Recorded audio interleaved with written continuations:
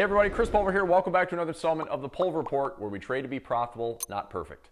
In today's video, I want to answer one very important question. What is it that actually moves the markets?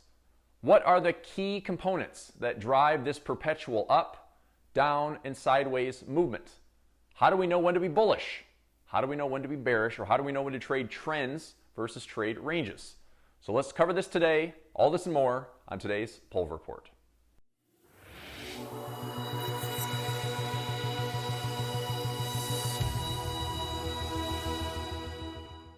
All right, so let's kick things off with a little joke, something that all traders can appreciate. At dinner, a technical analyst and fundamental analyst are chatting about the markets. One of them accidentally knocks off a steak knife, falls off the table, and lands on the fundamental analyst's foot. The fundamental analyst yells at the technical analyst, says, "Why didn't you catch the knife?" To which the technician says, "You know that we don't catch falling knives." And then the technician says, "Why didn't you move your foot out of the way?" To which the fundamental analyst says, "I didn't think it'd go that low." But so you see, these two may never see eye to eye, but in today's trading, you can't really have one without the other. So if you watch any major financial news, any headline, CNBC, Bloomberg, you name it, you will mainly see fundamental news and sentiment-based reporting. Bull market, bear market, the rally continues, the correction is coming. Points and percentages, daily numbers and comparisons to previous points in history. But if you look at the charts and you look at price action, what you are seeing are the technical levels that are important to assist in trading decisions. But whether you're team fundamental or team technical, behind the scenes there are massive forces working like sentiment, supply and demand, and tons of other economic factors that drive prices day to day, sometimes with weekly, daily, monthly goals, and maybe even yearly targets in mind. Some of my most profitable trades in my entire career have been off of major highs and major lows when we have a yearly top or bottom, and then the rest is just finding a way to hold and let the rally, the squeeze, the reversal gain momentum and traction. So let's talk about market sentiment. You've probably heard the words fear, greed, euphoria, all these get tossed around in the news and they're attached to market sentiment. The Oracle of Omaha, Mr. Warren Buffett, says, "Be greedy when others are fearful and fearful when others are greedy." So examples like the dot-com bubble from 2000 to 2002, or the financial crisis 2008 to 2009, or even the COVID crisis in 2020. It was easy to argue that investor sentiment was near euphoric levels and market speculation was irrationally bullish. When investors over-leverage, there is a considerable amount of risk in the markets, and if it moves in an undesirable direction, bearish price action takes place really quickly. When there is panic profit-taking, panic selling, black boxes communicated with one another, circuit breakers halting trading, traders take notice because it's a pretty chaotic environment. Now, we've also been very spoiled as traders and investors for the last 13 years with central bank and government intervention to smooth over the sentiment and reassure the markets that prices will remain stable, remain liquid, and they are until they aren't. If you want to see more information on that, check out my video on central banks and monetary policy. And if we think that governments and central banks will come to our rescue forever, that's just simply not the case. Despite all of the calculated statements, all of the reassurance from monetary policy statements, all the stress tests, all the micro, macro outlooks, that's just not a real sustainable market environment, despite what has been financially engineered from 2009 to present. So it's always a tricky balance of real value versus speculation. And in trading, it's best for us to stay on the path of least resistance. Don't fight the flow, and I would strongly agree with this statement in the stock market. Now in Forex, it's more of a pure technical market with incredible liquidities at highs and lows. We have pivots, we have pockets, we have ranges, and we have equilibrium very prevalent in the Forex market. Now we do have sentiment in the Forex market, but what's interesting is the tools that we see in Forex, it's actually institutional sentiment versus retail sentiment. So what that means is it's usually the retail trader crowd that is considered the dumb money and the institutional crowd that's considered smart money. So as an example, if the Japanese yen is extremely weak, the commitment of traders or the COT might show that retail traders are long the Japanese yen trying to call the tops. So they're trying to actually short the Aussie yen, short the CAD yen, short the Euro yen. But institutional money remains long, and oftentimes this is to push retail traders to the brink of destruction. And when the pain is severe enough, Then the markets resume the quest to find balance and equilibrium. And in the wake, we have countless retail traders that are victims to over-leveraging and being on the wrong side of this move. So in both stocks and Forex, and also in cryptos, sentiment is a very influential component to market movement. And in stocks, it's best to stay on the side of overall sentiment. Confidence, bullish, optimism. This sentiment is stay long on stocks and stay long on indices. When we have uncertainty, we see bearish price action. We see fear, negative sentiment. Lower your cost on the stocks you own. Use options. Consider inverse ETFs, long puts, and bear call spreads. Trade with the negative sentiment. Now in Forex, retail trader sentiment or the commitment of retail traders is seen as a contrarian play. So if retail traders are long the dollar, usually big money is looking to stay short the dollar. So let's move on to a secret word for today. The secret word is catalyst. This is why fundamental news, earnings, job reports, monetary policy decisions, GDP, economic outlooks are fuel in the markets.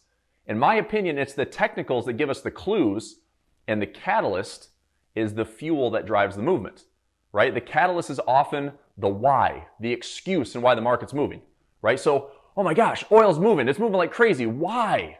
If you're searching for the reason, you're actually searching for the catalyst. And that's why the market's moving substantially up and down. So let's move on to some other components of what moves the markets, right? We have sentiment. We have catalysts. What about supply and demand and economic factors?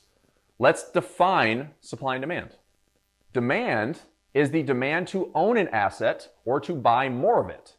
Supply is the desire to sell the asset or close out the position for profit or even take short positions. So to put it another way, demand is what people are willing to buy and supply is what people are willing to sell. If certain financial instruments experience a huge disparity between supply and demand, oftentimes the more significant move, the more disparity, we will see this interact with market price action. So good examples have been lumber, uranium, semiconductors, chip makers, e-commerce software, technology in general, housing inventory, right? It's been super low, yet people more than ever are moving to suburbs to work from home, migrating out of cities, and purchasing homes. Even though we have super low interest rates, we have super high demand. Supply is really low. Home prices are going through the roof. We have 15 to 20% appreciation just in the last year. You may have heard about chip shortages in phones, computers, laptops, cars. Demand is super high. Supply is super low. Used car prices are insane, and new cars are on back order for months. You want to order furniture for a house? Supply chain issues might take 6 months to get a couch. It's crazy stuff. Does supply and demand apply to cryptocurrencies? Let's think about it. Nobody really knew about Bitcoin until 2017, when all of a sudden it's in every stinking headline. We saw Bitcoin go from $1,000 to $20,000, and then retraced 80+% back to 3,000, and then rallied to 65,000, then back to 30. Now we have Bitcoin ETFs, we have more legitimate demand, and money being thrown at cryptos, creating a strong demand that is outpacing supply. So does it work in cryptos? Does it work in Forex? Does it work in stocks? Yes. How about other factors? I'm just going to throw them at you. Rising interest rates, higher taxes, lower earnings, higher unemployment, economic contractions. These are all economic factors that suppress growth, suppress purchasing power, so less money flows into investments and the markets. How about lower interest rates, lower taxes, higher earnings, lower unemployment, economic expansions? These are all economic factors that will boost growth and boost purchasing power, and more money flows into investments and the markets. But Chris, are there other economic factors or catalysts? Well, I'm glad you asked. Let me throw some more things at you. Geopolitically, are we in times of peace or times of conflict? Do we have humanitarian crises going on? Inflation, deflation, reflation concerns, government policy, central bank monetary policy. How about technology changes like carbon energy to green energy, petro to electric? Natural disasters, extreme weather. We have tsunamis, earthquakes, hurricanes, corporate earnings, increased or decreased regulation, political stability or instability, and an overall trust or lack of trust in government or entire industries. Okay? So let's come full circle to what we learned today. If it's me sitting at this dinner table, I'm not 100% technical and I'm not 100% fundamental, right? They're not mutually exclusive. I am a blended trader. I'm technically focused, but I'm fundamentally aware, and that is how I trade. Charts give me the clues. fundamentals give me the fuel. Now, if you're trying to pinpoint all of the reasons, all of the catalysts that the markets are moving, you might need a straitjacket, because every day it might be something different. Every day the narrative might change. The major catalysts and the sustained reasons the markets move are actually seen on the charts long before they become headlines. As I said earlier, some of my best trades, the most profitable trades I have taken, have been when everything aligns on the charts. And then once it's aligning and going my way, my job is just to stick to the plan, let the profits run, get to my profit targets, and use trailing stop losses, because maybe we can grab some extra generosity profits. Right? Sound good?